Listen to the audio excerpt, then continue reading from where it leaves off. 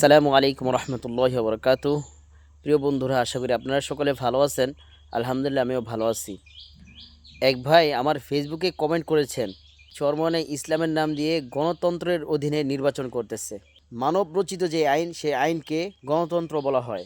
এখন আমাদের বাংলাদেশে দেখেন, গণতন্ত্র ছাড়া নির্বাচনের কোনো সিস্টেম নেই।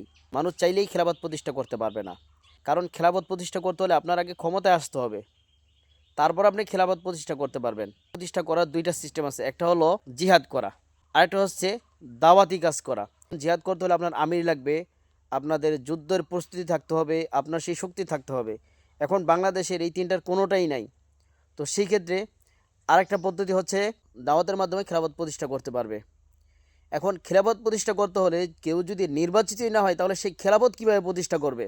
আলেম ওলামা যদি ক্ষমতাই না যায়, তাহলে নাস্তিকতাবাদীরা আরও বেশি করে তাদের কাজ চালাতে পারবে।